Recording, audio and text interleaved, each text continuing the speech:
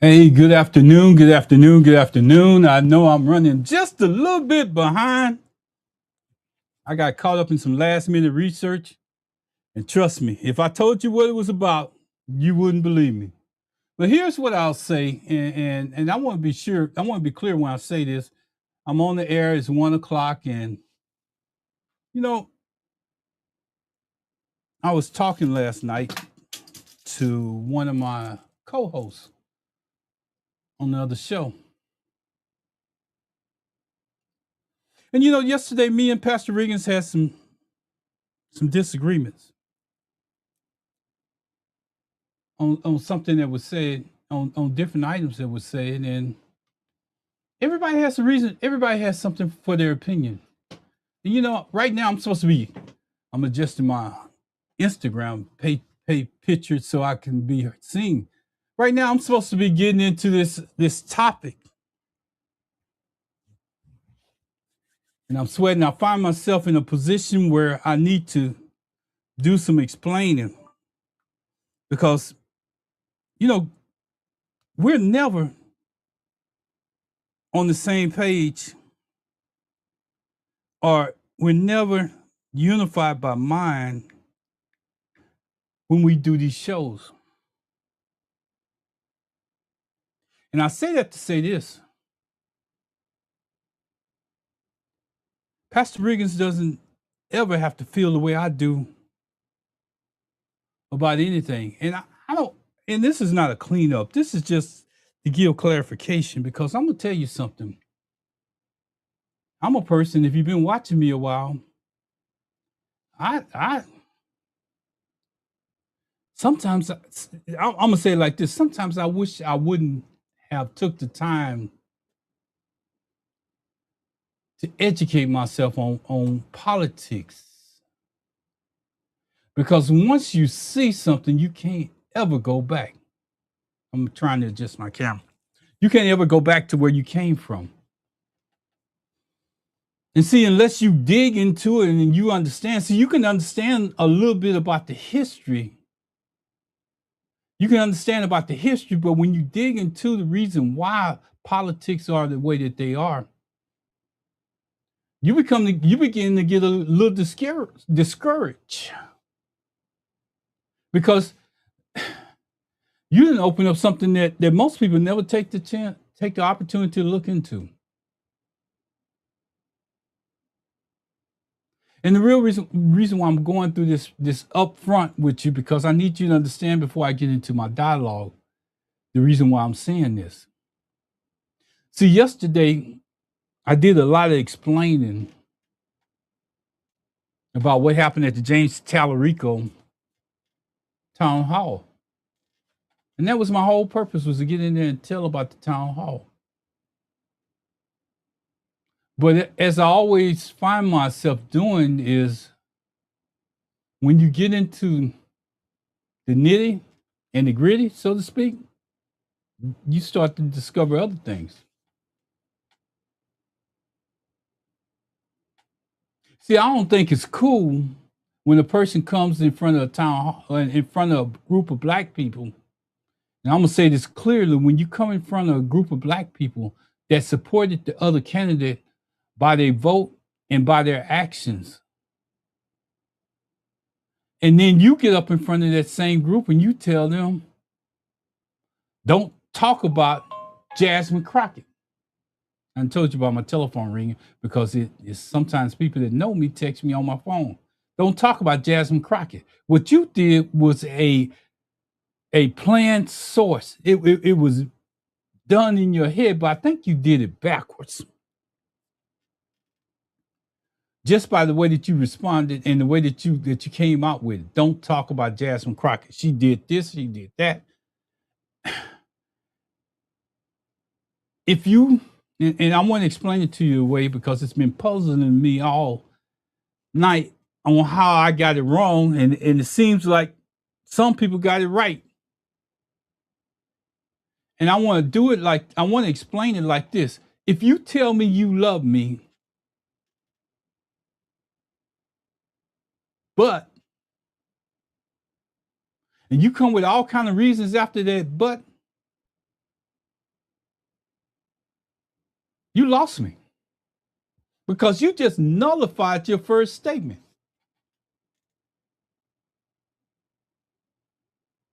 Now, if you come to me and you say, hey, I need to tell you something. Let me tell you how I feel about this. At the end, you tell me I love you.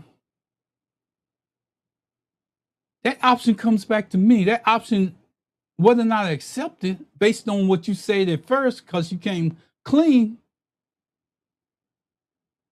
say something about you. You want to put it out there. You want to be honest and let people know where you're coming from. You didn't want to disguise it or anything like that. You want to tell it up front.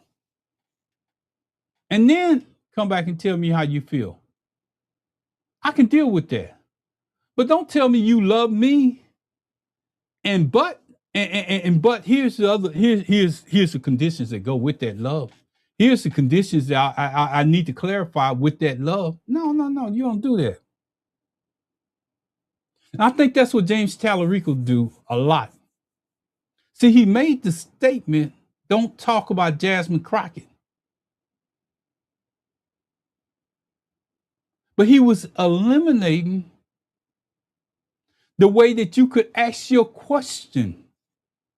He changed the narrative of how you could formulate your question because he took away the one thing that would have held him accountable for his actions. So when I get into the sit in my space, I do this for a reason because I need you to understand and I need you to reason it out within yourself. The reason why people do certain things at certain times. And you heard me talking about the group that was sitting on the front row.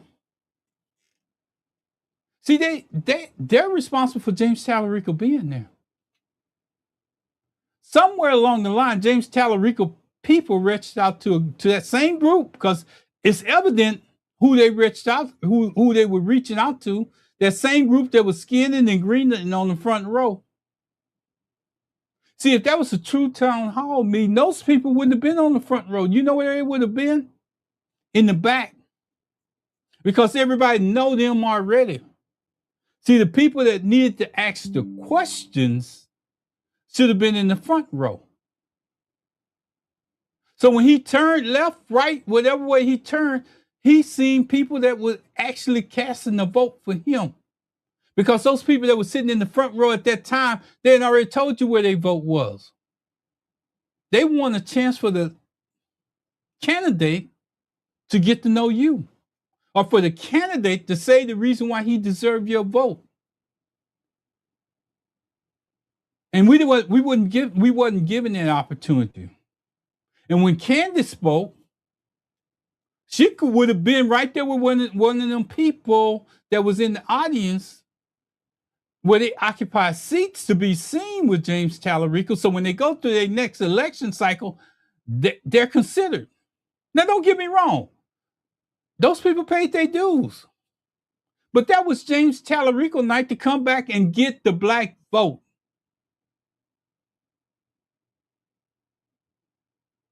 So when you hear me talking or you hear me saying something, I'm telling you for a reason.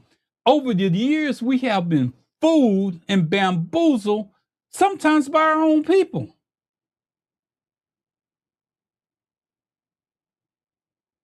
It's about coming correct. And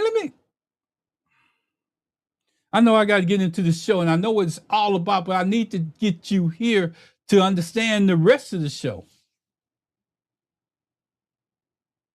See, James Tallarico people did they research on Roland Martin before he got on to Roland Martin's show.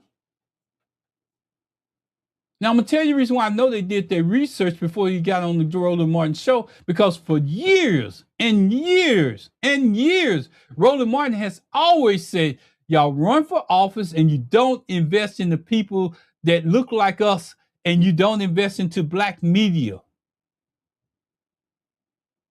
So for y'all that's out there saying, oh, he said he's gonna give $25 million into black media. Why didn't he just start with Roland Martin? Here's the check for this is what I need from you. See, they love going on air and saying what they're going to do.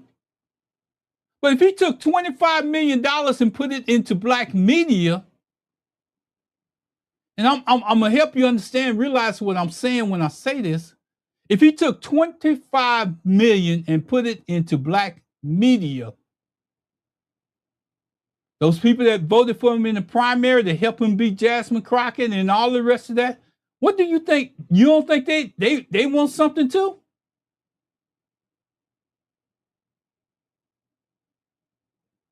See, sometimes you got to understand the process of the message in which is coming out of a person's mouth. And when you process it, I guarantee you won't be there skinning and grinning. See, because I can say something on camera, but I don't have to follow it up by no actions after I'm off camera. I get tired and I'm tired, and I listen to this story over and over. They accommodate, they do this and they do that. They go on these major shows and they dissected the audience before they get there. Almost like they did the Roland Martin show.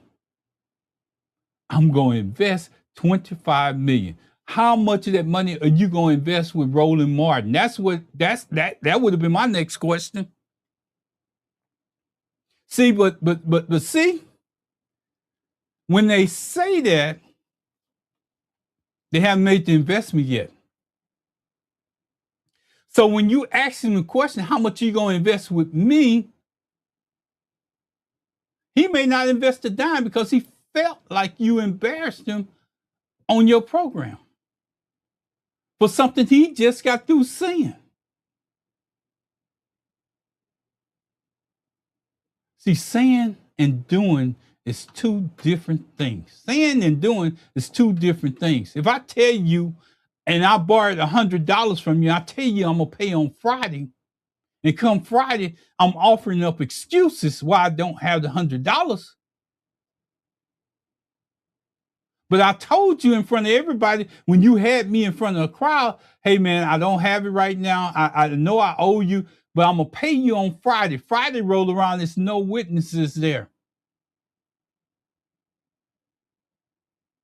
We need to stop being fooled by what somebody says and go by their actions.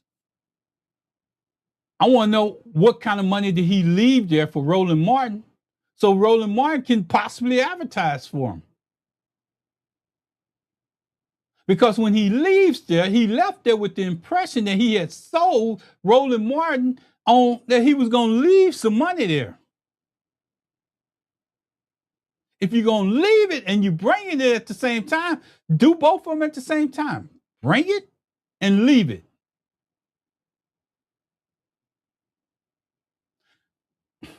We get fooled.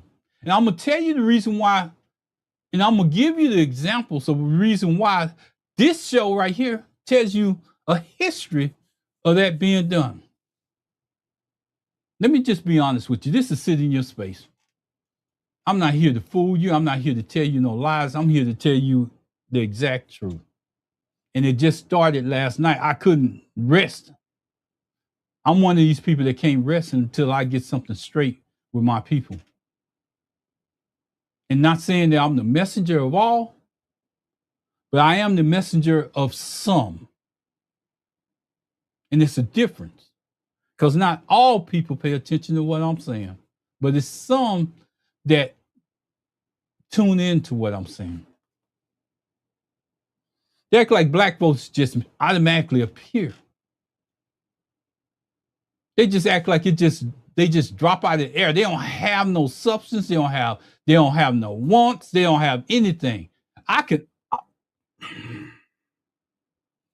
always go back and get the black vote because they're simple. I show up and I tell a few lies and I run to a stage and they all excited and the few people that's got me there sitting in the front row that made all these great announcements and speeches about how good I have done. Where if they were so sincere about the effort of getting you there and they was ready for the audience to hear what you had to say, they would have shortened them speeches. You ever notice when you go to a film, I'm going to say this, the pastor has certain guidelines that he established when it gets to the time for you to speak about that person? It got so bad that they had to start putting time limits on it. So when you take up and eat up all the time that's going to make a difference, and you and your people want to hear the people that's going to get up there and talk about you.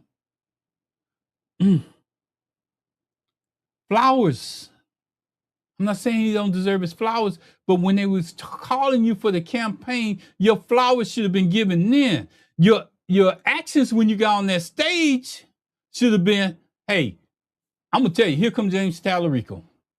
If you got any questions for him, he's right here in front of you.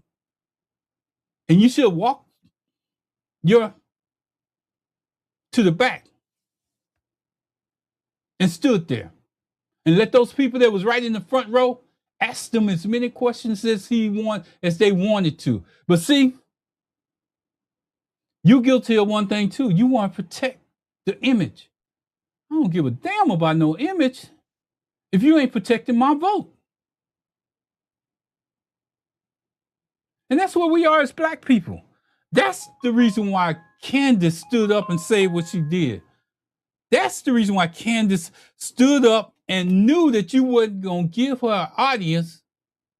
And she made the remarks like she did, and y'all still out there trying to take her down a notch.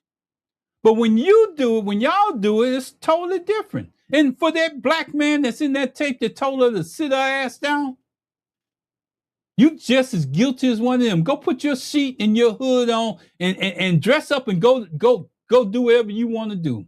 Stephen, I heard you. Sit your ass down.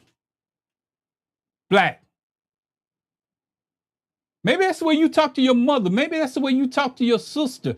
But you don't talk to a normal black woman like that unless it's a practice behavior that comes from you. She's not your daughter. If she went downtown Houston and stood up and said what the hell she wanted to, she had the right to do that. He came there to get asked questions. Hell, sometimes our own people put us in a box more than anybody else. And I heard them other people say, you know what? Ooh, she's not polite. Go back and listen to the videos. I ain't just making this stuff up. I wanted to see it from every angle because I wanted to see if he saw her standing up, waving her hand, trying to get his attention and asking for him to ask a question. So I want to see it from every different angle, from different cameras that was in the audience. And we live in an age of society where everybody wants to run to a camera or a video phone to post what they got. But what it does is it's evidence. It's evidence right in front of your eyes to support a story. And if you go back and look at the different angles, you will see that he looked dead in the face of Candace and turned away.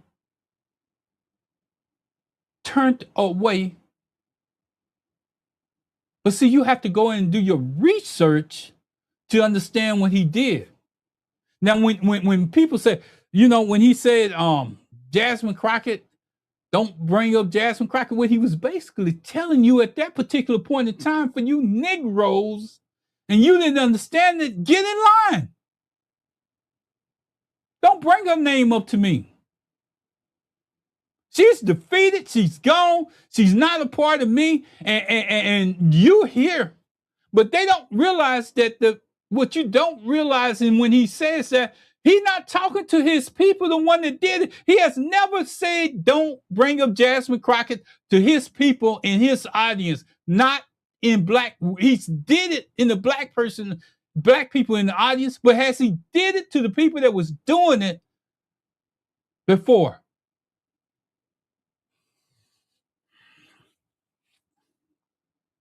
That's tactics. That's a discussion that was had, and they practiced and got him up to that. And he put you in your place, and you skinning and grinning and didn't even know what was going on.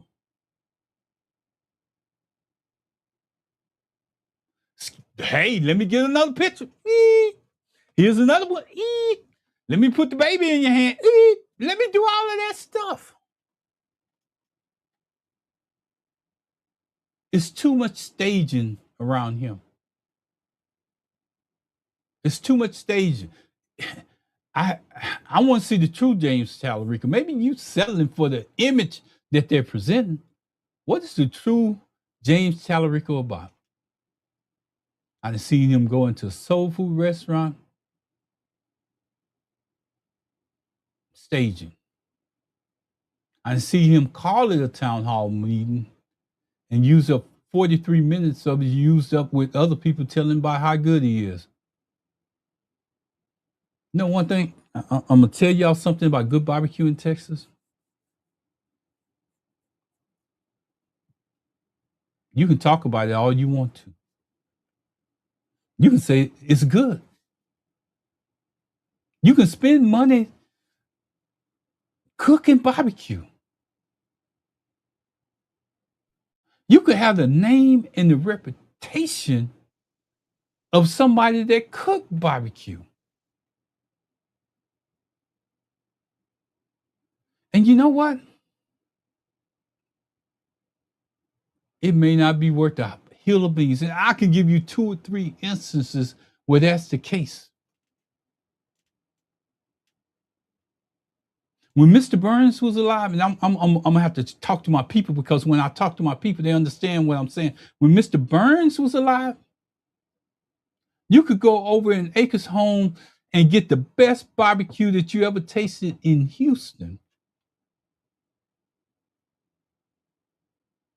I don't know what happened to it. I don't know where it's at. But it ain't the same tasting barbecue that when I went over there, if you got there at a certain time, it was sold out.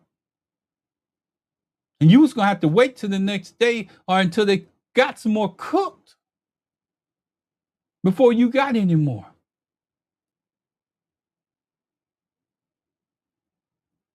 He kept it consistent. Anyway, I just want to show you an example of what happens when you're consistent with your program. See, too many times we allow people to take us for granted. See, I'm gonna even take it a step further, because if I don't hold my own accountable, how can I hold him accountable? Because he came into our community.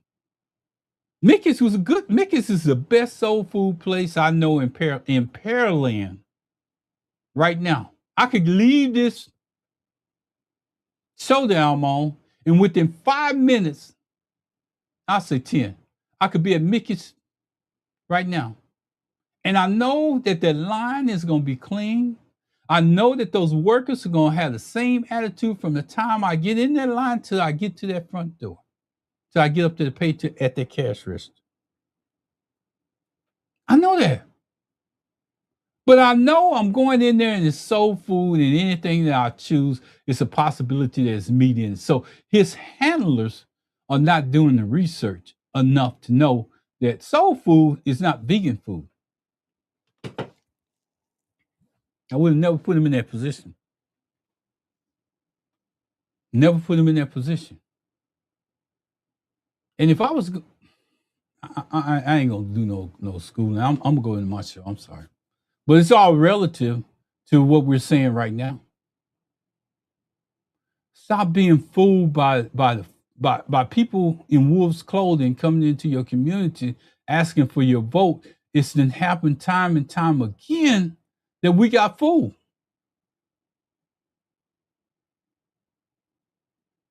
It's no sheep up under a wolf's clothing. It's a wolf. And you know, a person has confidence.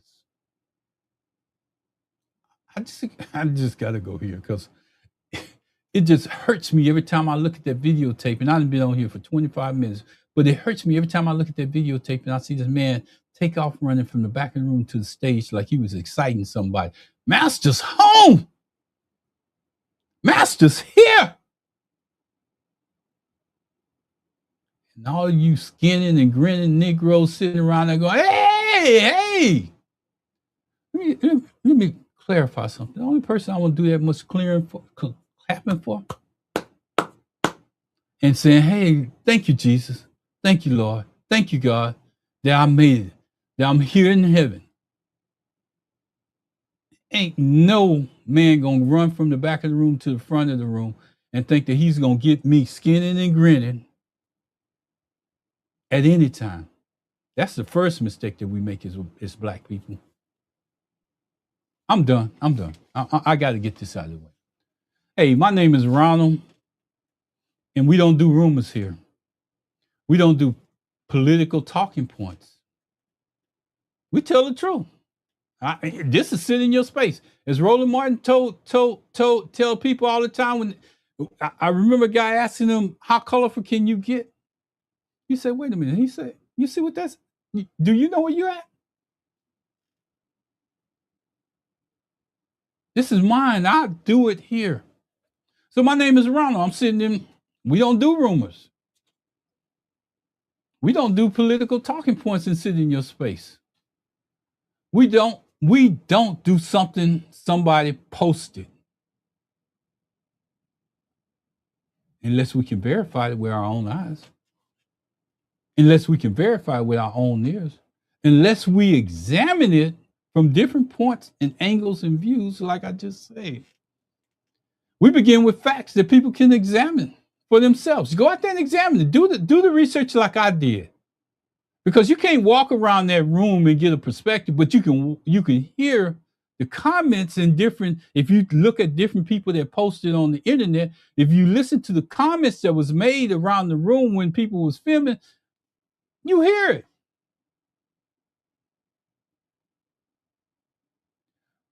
Let me just say this.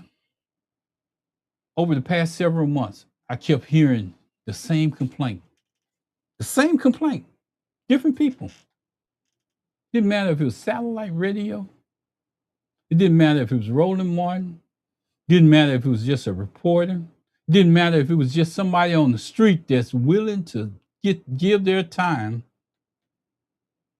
and maybe need a little money to assist them as they are organizing or protesting or knocking doors or doing whatever it takes to get the campaign going.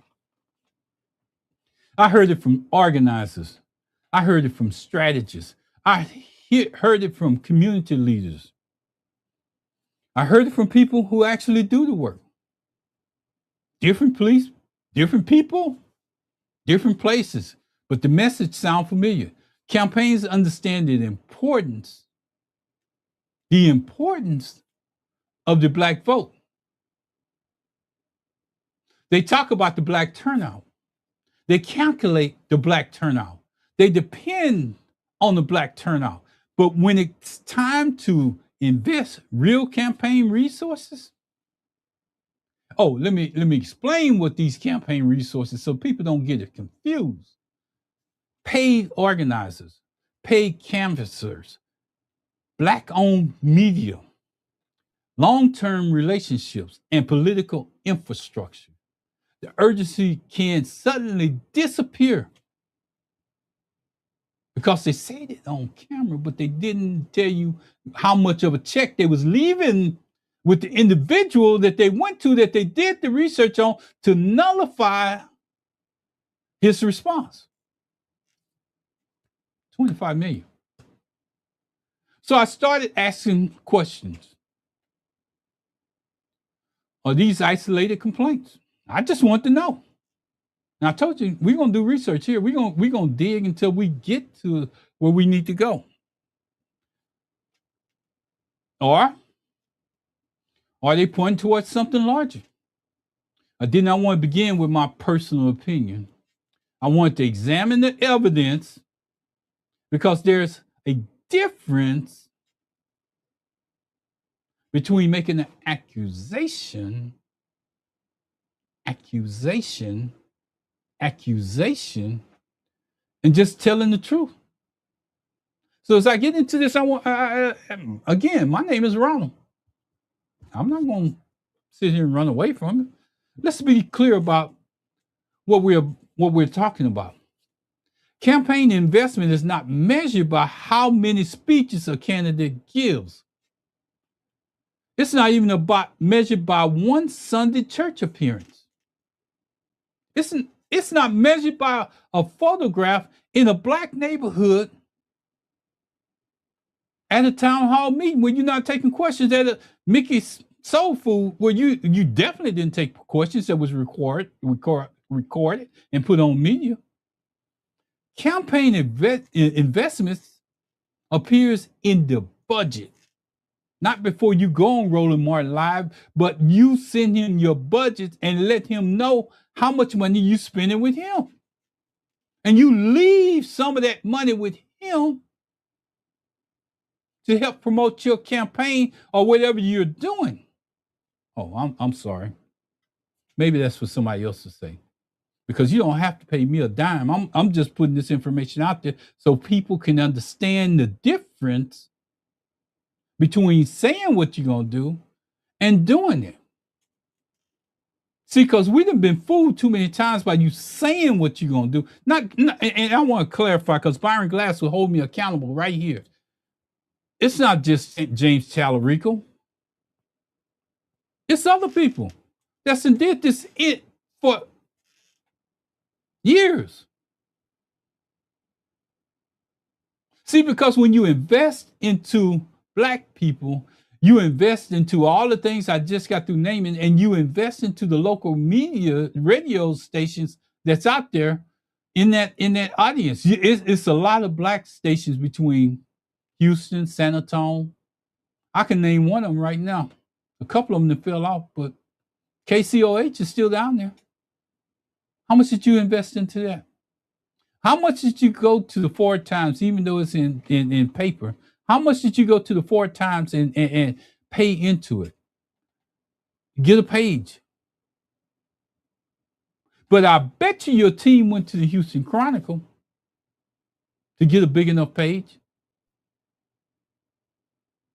See, some things are left unsaid. But see, those people that skinning and grinning in that front row, they didn't got theirs, they gone home.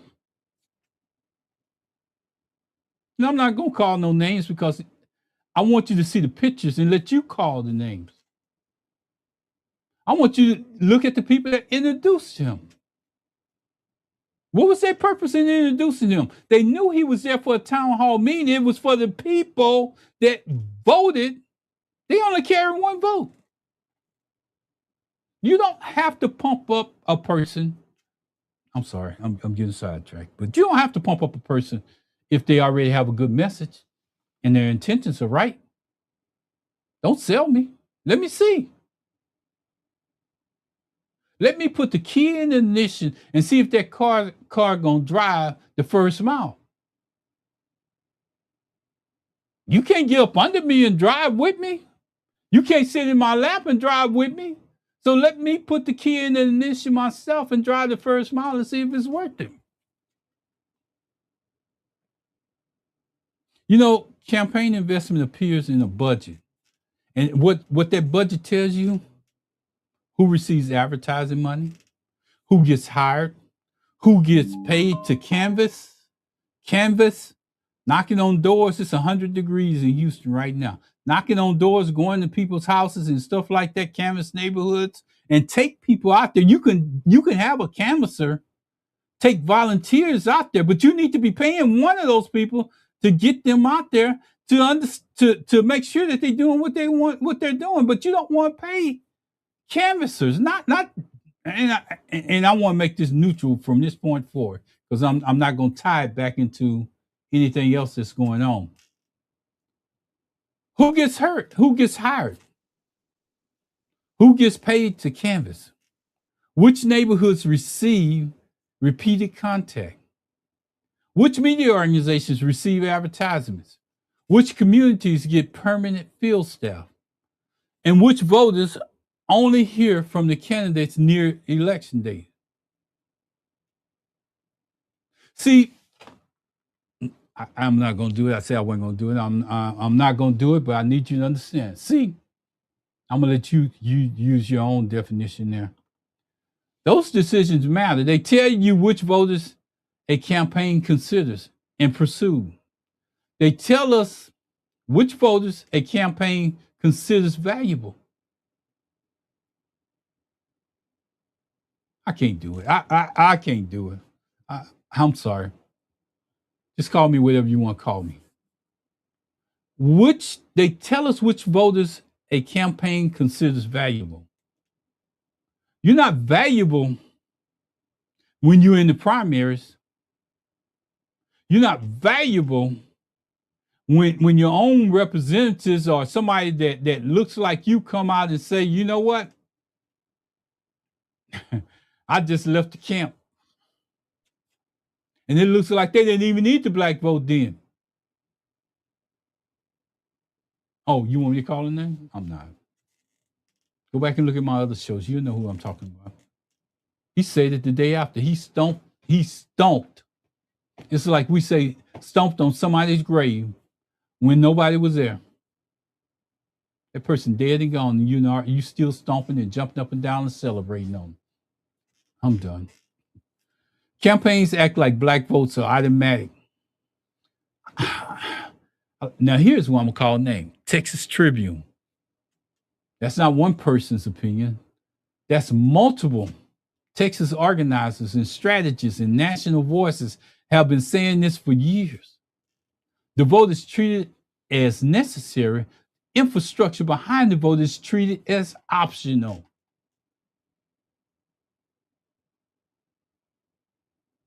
Need you to understand what I just say, optional. Let's begin with academic research. Chelsea and Jones completed, and I want to make sure I'm getting this because I'm reading this, and I need you to know that I'm reading it. I'm telling you that I'm reading it because you need to understand that this is not something that I'm making up.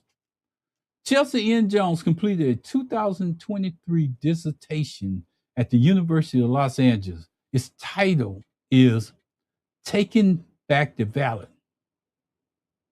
Black Social Culture, Institutions and Contemporary Fight Against Voter Suppression, e-scholarships. Jones studied the role of Black churches, civic organizations, and the community institutions in Southern vote participation. Her research argues that these institutions help reduce the burdens placed on Black voters and help counteract the barriers to participation. That matters to this conversation because when Black churches and the community organizations must repeatedly carry the voter education and mobilization, we should ask who is funding that work. Who pays for the transportation? Who pays for the organizers? Who pays for the voters' education? Who pays for communication? Who pays for the infrastructure that campaigns later depend upon? Jones' research did not prove that every campaign underfunds the Black outreach, but what it documents is something important. Black community institutions perform essential political mobilization work. They help make participation possible, despite the barriers designed to make it harder. That gives us our first piece of the larger picture. Black turnout does not simply appear. Somebody organizes it. Somebody communicates it. Somebody opens doors. Somebody makes telephone calls. Somebody drives the people to the polls. And somebody has to absorb the cost. In the past, they don't want to invest in Black communities. That's the same thing that I've been talking about. I wrote this show before he even hit that stage where he was going. That's just one. And you know, when I'm writing these things, I need to make sure that there's backed by facts, not fiction, not emotions. Now let's examine campaign operations. A study titled "Who's That Knocking?"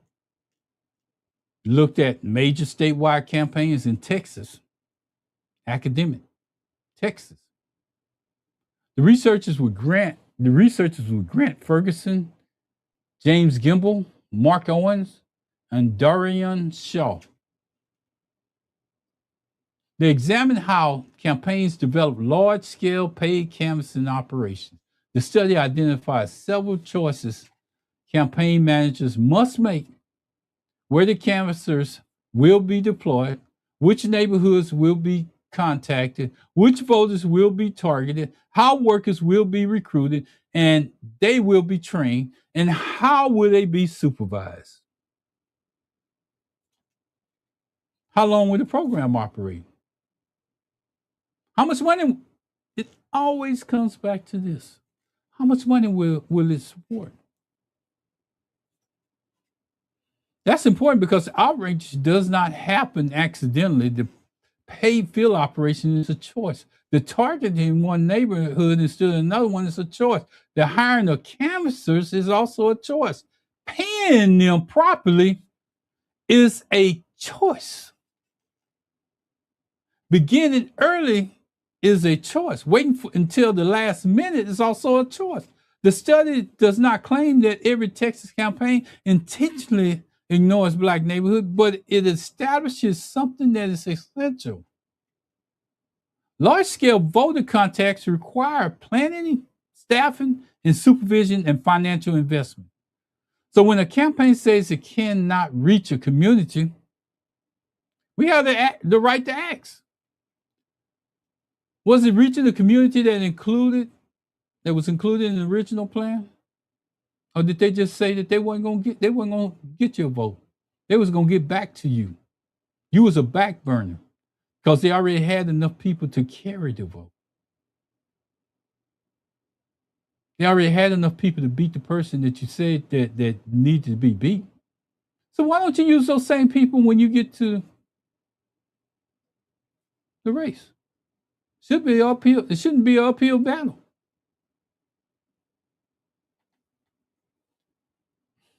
In the original plan, was the money placed in the budget where organizers were hired early?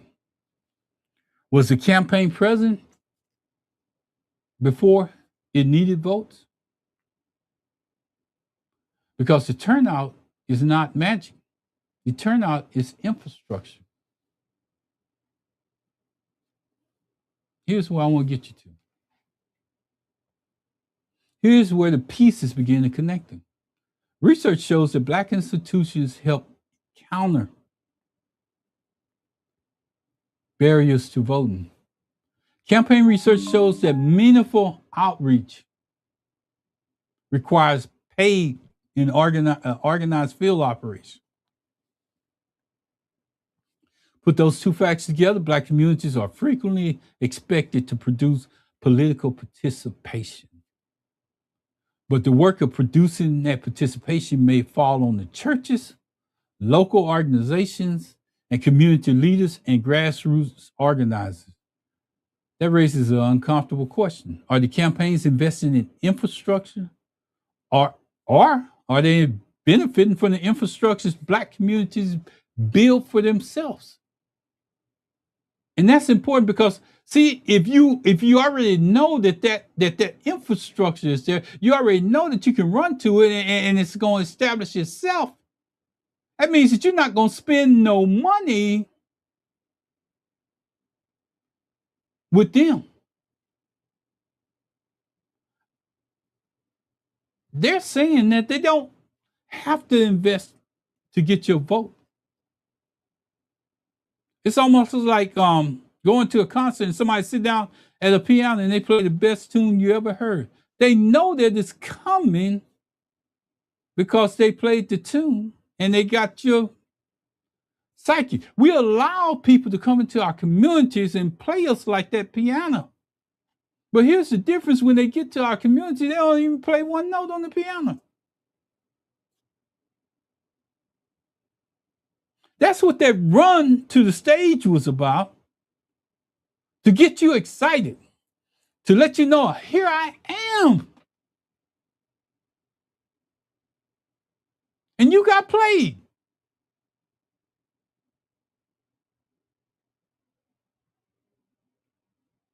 Here I am, and you got played. I'm going somewhere with this. That raises an uncomfortable question. Are campaigns investing in infrastructure? Or are they just benefiting from the infrastructure Black communities built for themselves? We give it up. We give it up. We allow few to answer for the many. We allow few to answer for the many. And we just step in line, skinning and grinning, up until one of us steps up and says something different. We want to know an answer to our question. And then those people that were skinning and grinning, they upset because you broke the quorum. But wasn't it set up to be answered? Questions set up to be answered by all? And if you're gonna turn away from me, I'm gonna make sure you get my attention. And she did that. So if you're upset with how the campaign, how your little layups turn out, because you set it up for layups, it just happened to turn into a whole game. It's two sides of the court, in the whole court. But it was set up for layups on one side. A practice. You know how they go through practice before they get into the game? That's all you wanted it to be. When that coach called them over to make that speech, that was where you wanted to end it. In that huddle, before they ever hit the court. And it didn't work out. There's a difference between partnering with Black institutions and using their credibility without sustaining their work. There's a difference between saying we need the Black vote and placing Black outreach in the campaign budget. Oh, you don't believe me? I know I'm just. Let me see how much time I know I'm just running my mouth out here. I'm not sitting there. I have never been elected to an office. I've never been in those type of positions. But I am a citizen. I do have a vote like everybody else, and my vote does count for something. You're seeking my vote. You're seeking the Black vote. Latasha Brown, co-founder of Black Vote Matters, said it clean. Showing up is not enough. She wasn't talking about one candidate. She was talking about the whole habit. Drive-by visits, last-minute church stops. Let me get this right because I want to make sure I say it. The way we get them away, the way we get them, the way we'll get them. Let me just say this because I don't want to mess this up. The way we'll get them anyway. Attitude that shows up in every election cycle. She backed it up with truth. If you value Black voters, if you have to invest in Black communities, that line cuts through everything. Because investment is proof. Budgets are respect. Money message is something that we need. If you want the messages, if you want the votes, you should spend money there. Texas organizers have been saying the same thing for years. Not one person, not one campaign. It's a pattern. You're here in rooms where the cameras aren't rolling. They want our turnout, but not our invoices. They want us to vote for them, but they don't want to invoice anybody within that community. See, because what happens with that money, when you invoice people with that money, it gives them an opportunity to reach out to more people, even after you leave that community, because you have invested in that community. The people that stood there for us have a way to talk about you or invite some of your people back on and not feel obligated to tell just your story or put your truth out there. They can still tell their own truth because they got the money from you. And when they get the money from you, they don't have the obligation to get more money. They can still tell the truth. But you don't give them an opportunity to tell the truth if you don't drop the money first. If you don't drop the money first, there's no opportunity for them to tell the truth. And I'm going to say it like this. They want your numbers. They want your energy. They want access to you, but they don't want the cost that's associated with it. They don't even value it. If you don't take my word for it. Don't take my word for it. I'm gonna give you a source where you can go. And if you go before the day that Tallarico came on the Roland Martin show, he says it almost every time that he was on the air. They don't want to invest into the black community. They don't want to invest into the black community. Here comes Tallarico. Guess what? The first thing out of his damn mouth. 25 million. How much of that 25 million did you leave there with Roland Martin? That's a good number. But how much did you leave there with Roland Martin? No, you said it because you knew that Roland Martin had an audience where you could say it in, but your actions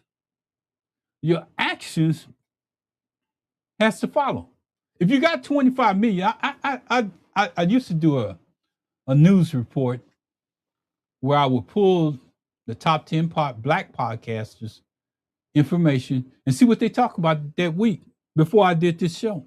And then I would go in and research it and do it. And one of the things that I kept getting from Roland Martin, and I'm going to say this, he was clear when he said this before you ever showed up. Y'all don't invest into the black community. Y'all want to get on, but you don't want to invest the money to get there. Same thing with satellite radio. Same thing. Y'all want them to bring you on, but you don't want to invest in them for you to get there, for you to get their attention. I even heard one of the hosts, I want to say her name, Karen Hunter, say one time, out of all the places that you could go to,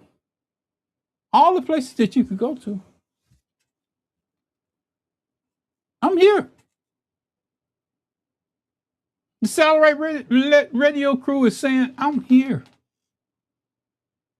Then why don't you come to us? Why don't you bring that campaign money to us, invest in us, so we can continue this track pattern that's out there?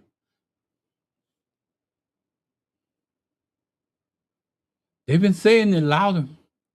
You can't keep saying, you can't keep asking black folks to work for free. That's the labor truth. That's disrespect. That's political. That's a political truth. I'm taking one step further. This is for you people that like to hear it closer to home. Jamie Davis, Louisiana. Research gives information. The campaign filings give us the numbers. But sometimes we need to see those numbers look like through a real person. So I'm going to be a real person today. That brings me to Jamie Davis. Jamie Davis Jr. is a Louisiana farmer running in the Democratic nominee for the United States Senate in 2026 in Louisiana. He comes from Waterproof, Louisiana.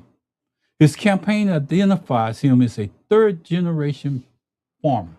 Let me just add to it because, see, my writing doesn't do this. A third-generation black farmer. Just real talk for black people. His platform says that he farms approximately 3,200 acres of I don't know what this is. I'm spelling it. I'm gonna try to say it. Sorghum SORGHUM, corn, soybeans, cotton. He talks about farmland, rural hospitals, affordability, infrastructure, education, healthcare, economic opportunity in the state of Louisiana. And if you run the numbers on the state of Louisiana, you know that he's fighting an uphill battle there. But he's showing up in every platform that he can get on. He's not presenting himself as a polished Washington politician. He presents himself as a farmer who understands what policy means at the kitchen table and on the land. The Louisiana Illuminator described Davis as a crop farmer from Waterproof running grassroots campaign. At one campaign stop, he wrote he wore a broken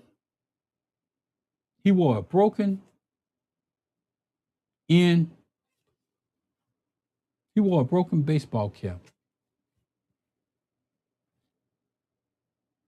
Baseball cap. He wore a broken in baseball cap. I got it right in the end. He spoke directly with potential supporters, describing himself. I'm just a simple. I'm a country boy.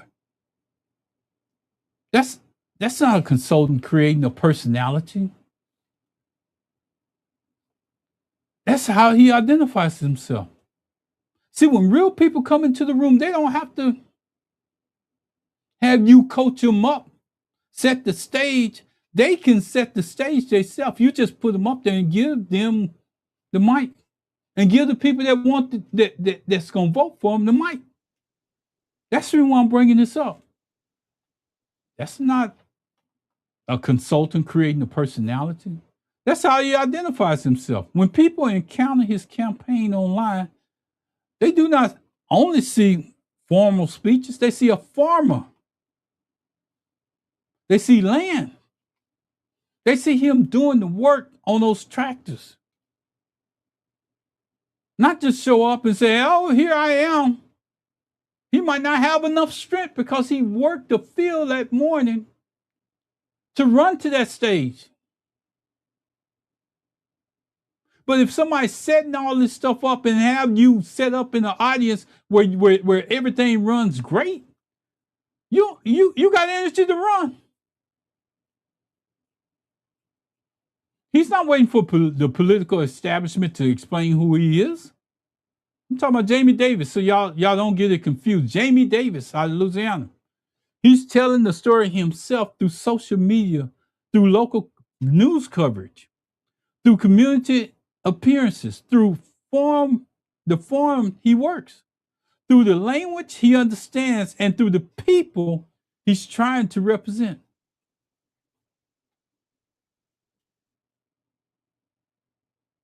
See, I need you to understand this person because, see, this person is the type of people that we want to have go into office, not those stage people, not the people that you put up there, not the people that the handlers took and made into a candidate, or still trying at your expense. Now we come to the part that must be handled carefully. I need you to understand. I'm going to handle this carefully because I need you to understand what I'm saying when I say it. See, Jamie Davis should not be described as a candidate who raised no money. I'm not saying that he didn't raise any money because that would be wrong. And I told you we like to fact check here.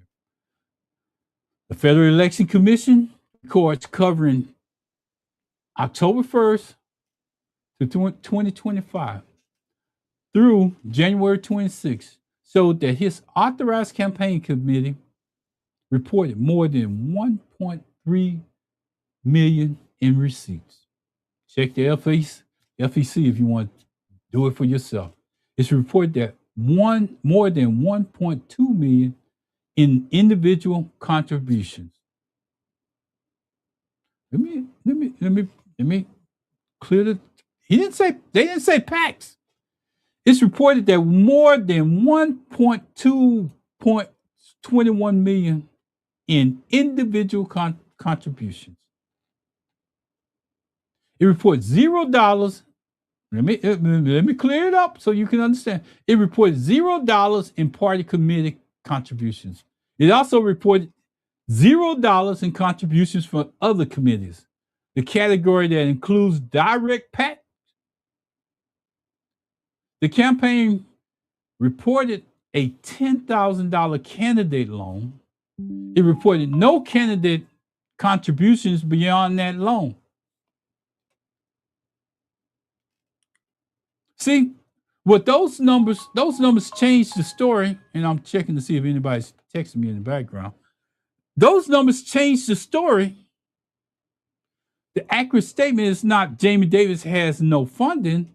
The accurate statement is that Jamie Davis built the campaign without reported direct PAC contributions or party committee contributions during that filing period.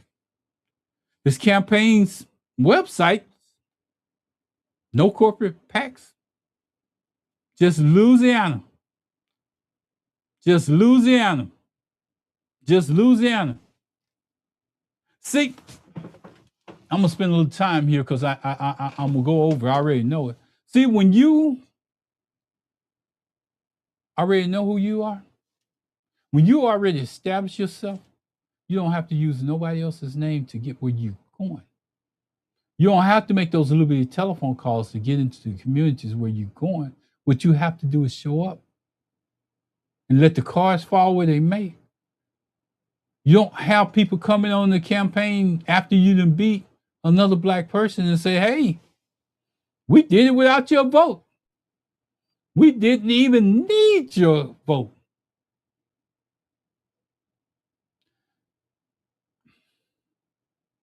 See, some of y'all gonna get that. Some of y'all skinning and grinning people gonna wonder what's wrong. What's the problem? Why is he talking about that? Because you're skinning and grinning in somebody's face that just got walked on and stomped on and done by their own party any kind of way that they want. I'm done on that one. It also reports that an average contribution from people was $18. I think I lost my Facebook, my Instagram. Was $18. $18. Let that sink in. Look at the larger number now. So his campaign gives us a different human example. He's not merely waiting for the large political institutions to make him visible. He's using grassroots communication to build his own visibility, and individual donors appear to have responded. That distinction matters. Jamie Davis may be outside the traditional PAC funding structure, but ordinary people have not ignored him. They have contributed. They have shared his message. The Democratic primary voters selected him as their nominee. The human story is not simply that he lacks resources. The human story is that he has had to build a different kind of network. And you say, well, how is all this time back? Because I'm trying to show you that not everybody takes the same path as this person. That money trail that I'm talking about, it's been there. See, Jamie has to invest into some of his people to get his message out there. Jamie Davis is now facing a Republican nominee, Julian Letlow, in Louisiana. November 3rd, 2026. Nobody's giving him any money to help him to do his campaign. He's doing it on his own. He's making those runs on his own. But see, y'all, and I want to say y'all because y'all that's how y'all address us. Y'all. See, y'all want Jasmine to run behind this guy to get the black vote. And she's saying, no, I'm not doing that. I'm going to tell you what I'm going to do to support the Democratic Party that I served in, but I'm not running behind him. No, I don't blame her. The way y'all treated her after the election, telling her what she should do and what she can't do, just like your representative say, don't talk about Jasmine Crockett. Same. Y'all didn't fall too far from the fruit from the tree. Fruit didn't fall too far from the tree because he did that in a black audience that they agreed with. All right, I'm gotta go. Roberts reported Letlow entered the general election as a strong favorite. She is a sitting member of Congress. She received highly valuable presidential endorsement during the primary. He's the man himself, Trump. And the Republican contest received substantial national public attention. Jamie Davis comes from a different form of a different political position. He's a farmer, challenging the established office holder in the state where Republicans hold majority structured advantage.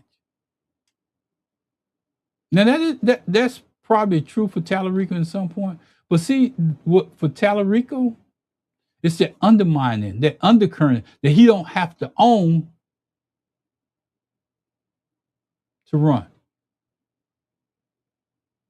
He don't have to own that undercurrent because they don't have to report to him. He may not even know what they're saying, but he can disagree with what they're saying. But have you heard him come out and say, I disagree with what they're saying? He told you in a black filled audience, mostly with some of them in there, he told you what you couldn't say.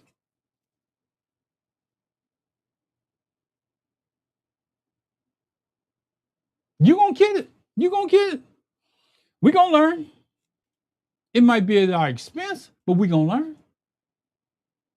Jamie Davis comes from a different political position. He's a farmer challenging an established office holder in the state where Republicans hold majority structure advantage. Do you hear what I'm saying? That does not prove discrimination. It does not prove that a particular organization deliberately refused to fund him, but they didn't volunteer either. And it does not mean that his campaign cannot compete, but it gives us a legitimate comparison. One candidate enters a general election with congressional visibility, a national attention, an established political network.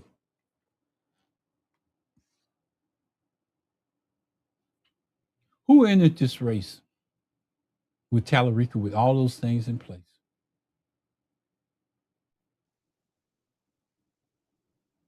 All those things I just got through saying in place. It wasn't no way in the world James Tallarico should be on the same level as Jasmine Crockett. He had to be built up. Now I say this, and I'm gonna say it till I die, to her standards. The other has been built a campaign around individual contributions, grassroots communications, and his identity as a Louisiana farmer. That comparison allows for us to ask a broader question: who receives institutional investment before? Hey, grandson. That was my grandson coming in. That was my grandson coming in. He can't. I'm doing this just like Jamie Davis in my study. And see, that's my grandson. He came over and told y'all hi. So anyway, I just want to say I'm doing this just like Jamie Davis because I'm spending my own dollars and I'm not getting contributions from anybody. You don't see subscribe, nothing asking for money or anything. Because I feel like I'm strong enough to do this. The pattern of non-investment returns. Now let us return to the largest issue. The pattern is not that every black candidate receives no money. Jamie Davis himself proves such a careless statement. The pattern is more complicated. Black voters are regularly described as indispensable. Black turnout is discussed as a requirement for victory. Black churches and civil organizations are expected to mobilize. Black organizers are expected to provide community access. Black media is expected to share political information, But too often, financial investment does not match the political dependence. The vote is treated as necessary. Your vote is treated as necessary, but the infrastructure behind your vote is treated as optional. That is contradiction. Campaigns may spend heavily measuring black voters without spending proportionally communicating with them. They may calculate turnout without investing in the people responsible for producing it. They may appear in black spaces without buying advertisement from black-owned outlets. They may ask trusted community leaders to introduce them. This is a pattern. This is a pattern. And they may expect black voters to understand what is at stake, even when the campaign has not done the work of explaining its own position. This is not a claim against every candidate. It's a question for every campaign. That's the reason why Candace stood up in that campaign. She had a question. Nothing wrong with that. If you're going to ignore it, I'm going to come back at you the same way. Don't treat me like I'm not here. I'm standing here waving my hand, trying to get your attention over all these other people in this room when you turn away. Show us the budget, show us the staffing, show us the media purchase that you made within the community, show us the outreach that you began, show us who was paid. Don't go on the show because you know that that's one of Roland Martin's first things is saying, you know, y'all want to come here, but you don't want to leave no money. Show us that you're willing to leave money there. Have Roland come on this next thing. Say he left. He don't have to tell us the amount if he don't want to, but he can tell us that you left money there that he was satisfied with, because he knows the cost of putting on his operation. He knows that.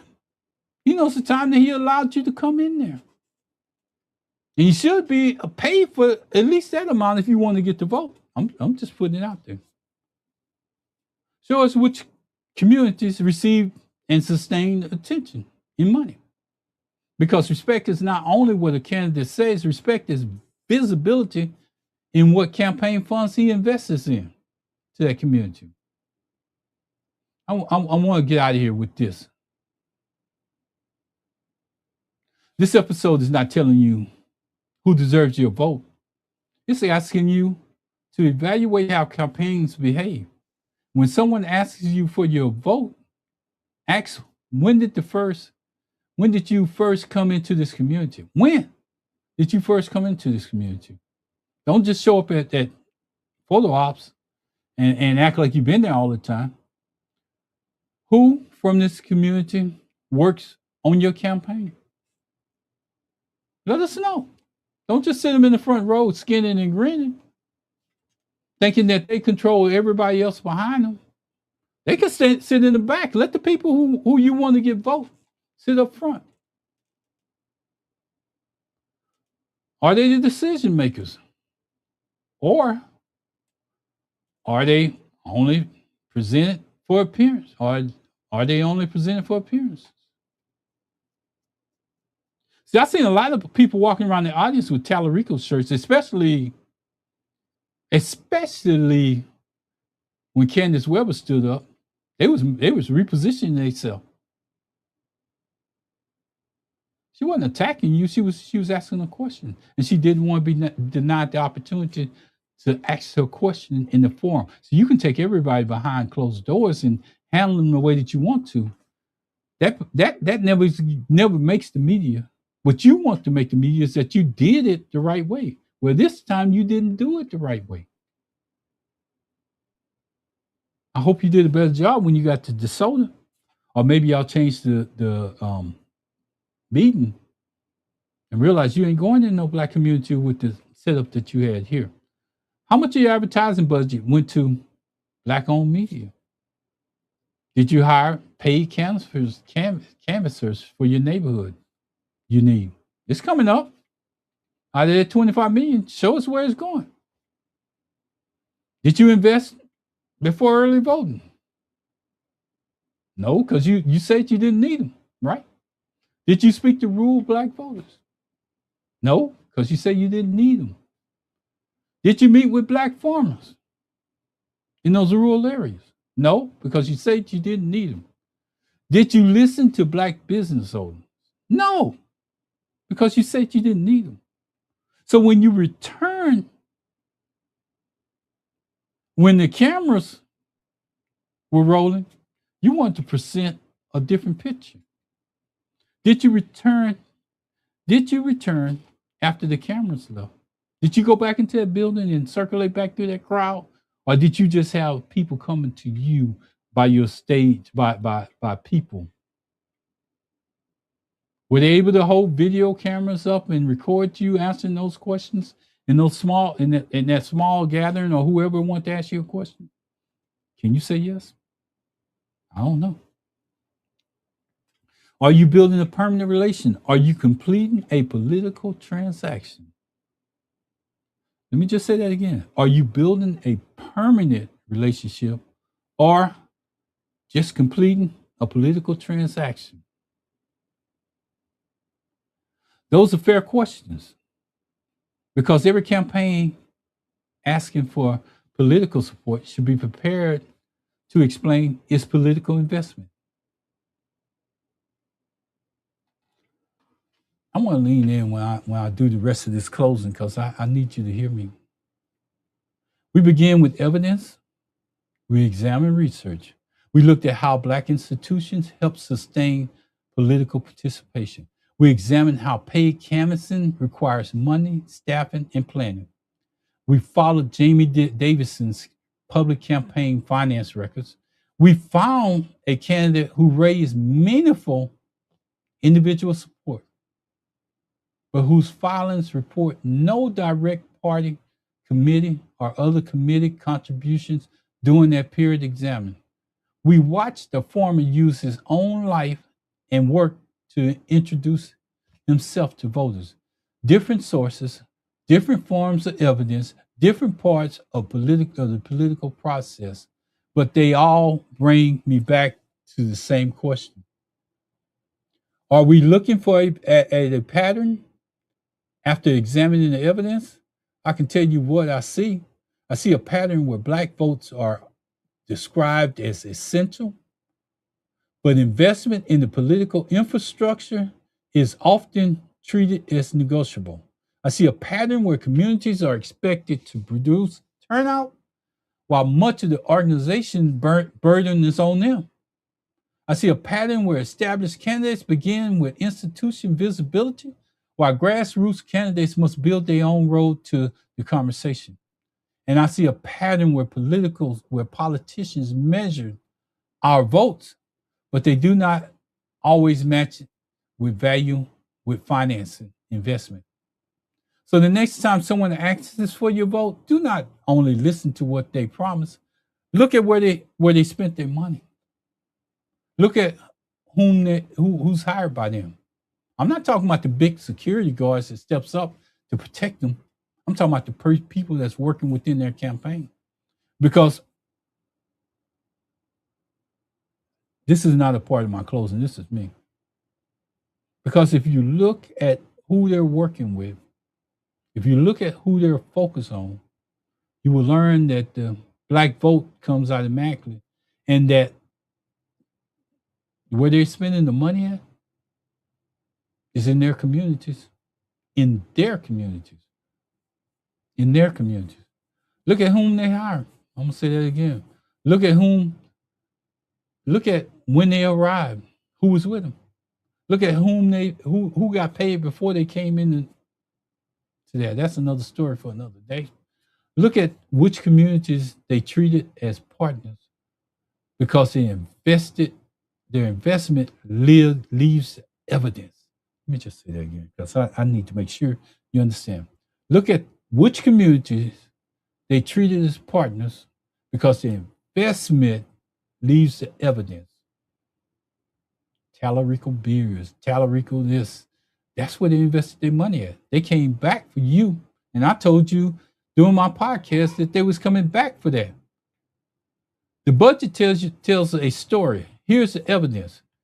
Here's who said it. Here's the research. Here's the pattern. Now you decide. I'm just Ronald, simple old guy. They call me Ronnie. Those that know me as Ronnie. And this is to sit in your space. Real history, real answers, real power.